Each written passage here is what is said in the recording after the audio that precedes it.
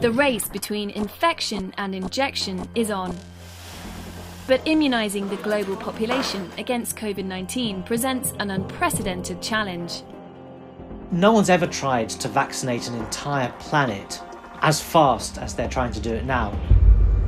The rich world has most of the global vaccine supply, prompting many countries to turn to Chinese and Russian jabs when it's not yet completely clear how safe or effective they are. It might turn out that these are really great vaccines, but unless you see the underlying data, you can't be absolutely sure. Will gambling on these jabs pay off? Or could it have negative consequences for the great vaccination drive?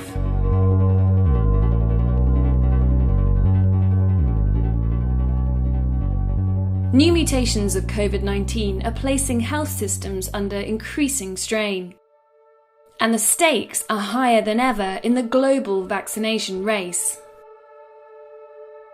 It's amazing we've even got these vaccines at all. This has happened in under a year. It's a miracle, I think. The challenge for the world now is how to supply and distribute these vaccines. Just a handful of countries have managed to give a first dose to over 5% of their population. And some vaccines are easier to distribute than others. Of the 3 jabs to have been approved for use by stringent regulators, 2 made by Pfizer, BioNTech and Moderna require storage at low temperatures, making them more suitable for use in the rich world. Israel is leading the rollout of the Pfizer jab. Just over 30% of the population have received at least 1 dose, making them the most immunised nation in the world. Israel was helped by a deal with Pfizer, which gave it access to jabs in exchange for data about how the vaccine was working.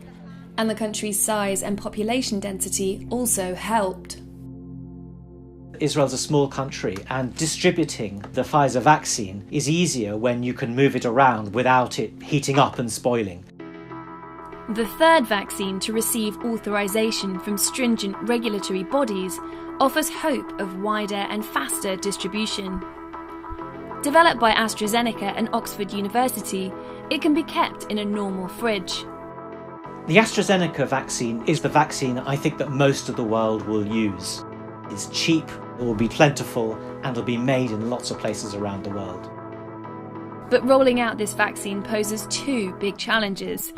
First, many poorer countries will struggle to get it into arms quickly and safely. It's much more than just flying them to the airport. Even though the Astra vaccine is suitable because it can go in a fridge, even India is going to have a real cold chain problem. And the second problem is that the vast majority of these jabs have already been snapped up by the rich world. 3/5 of the 2 billion confirmed orders of AstraZeneca doses will go to high-income countries, along with all of the Moderna vaccine and almost 3/4 of the Pfizer vaccine. Even taking into account the high death rates in the rich world, some nations pre-ordered significantly more than they will need. America ordered enough to vaccinate the population twice over.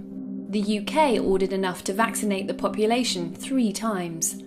And Canada, where deaths have been relatively low, ordered enough to vaccinate the population 5 times.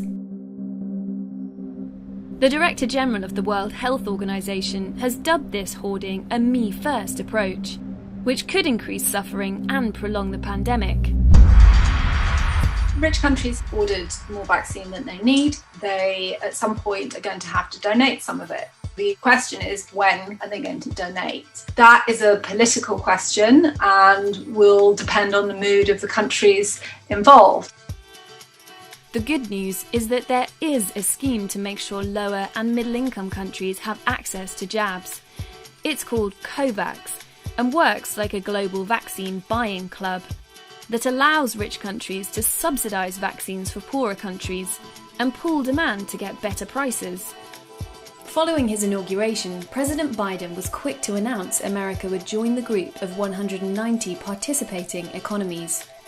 The big hope in COVAX is that about 3% of each country's population will have got adequate supplies of vaccine by the summer. That's roughly the number of healthcare workers in most countries. That's quite a lot, but not enough by any means to vaccinate much of the world's population. That leaves a large global shortfall in safe and effective vaccines. And in an attempt to make up for this, many countries are turning to China and Russia. Both nations have made vaccines which they say work and are safe. The problem is it's hard to know if that's true. They were approved before having gone through phase 3 trials. It might turn out that these are really great vaccines which would be really good for the world. But unless you see the underlying data, you can't be absolutely sure. Governments desperate to immunise their populations have been making deals directly with the jab developers to host clinical trials in exchange for vaccinations. 将作为全球公共产品，优先向发展中国家提供。 Chinese vaccines are being used or trialled in several countries around the world, including high-income nations like the United Arab Emirates and Bahrain, which are just behind Israel in terms of the doses of vaccine delivered per head. That's good news for China, but it's raised concerns the country may be exploiting the vaccine rollout for political purposes. The pandemic is such a kind of global event that inevitably soft power becomes a factor too. If you look at the way China has been doing deals with countries to give its vaccine to, say, countries in the Middle East, it's part of a move to try and build relationships with those countries. The lack of transparency around some of these trials is worrying. The full Sinopharm trial data from the UAE were never published, and tests of a different Chinese vaccine in Brazil have also raised questions. A jab made by Chinese company Sinovac was initially found to have 78% efficacy, but this was later downgraded to 50%. Just clearing the threshold for emergency approval from regulators. None of these countries are free to disclose their data in the way they would like because they're bound by contractual arrangements with the Chinese. So they can't tell us what we want to know. This lack of transparency has important knock-on effects on trust, and trust in vaccines is crucial for making them effective. Trust is what determines how many people are willing to take the vaccine.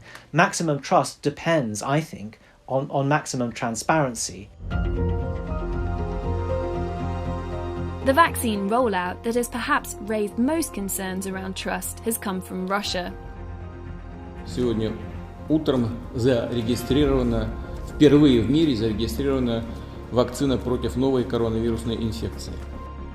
The vaccine, named Sputnik V, was authorised in Russia last summer after being tested on just 76 people, and has since been cleared for emergency use in 14 countries worldwide.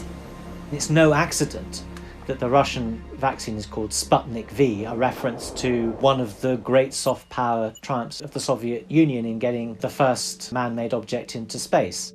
It was the first vaccine to be announced, and frankly, it was rushed out. In some ways, it was designed to burnish Russia's reputation, but the fact that it went to those lengths and cut those corners has done Russia's reputation no favours. Getting the vaccine rollout right matters. Modelling suggests if jabs are distributed according to global need, rather than being concentrated in rich countries alone, it could save 1.5 times more lives. But doing this will require levels of global cooperation that have been lacking in recent years. If the world gets it right, it could pave the way for greater collaboration on issues like climate change. Get it wrong, and it could deepen the cracks in an already fragmented global system. If it's seen that the pandemic has been dealt with well and fairly, and that the mechanisms for governing the world have functioned, then that's an enormous vote of confidence. But if the pandemic is seen as selfish and fractious, it makes all those other issues much harder to deal with. I'm Edward Carr, The Economist Deputy Editor. I hope you've enjoyed this film. If you want to read more of our COVID coverage, please click on the link opposite. And keep an eye out for The Jab, our new COVID podcast. And don't forget to subscribe.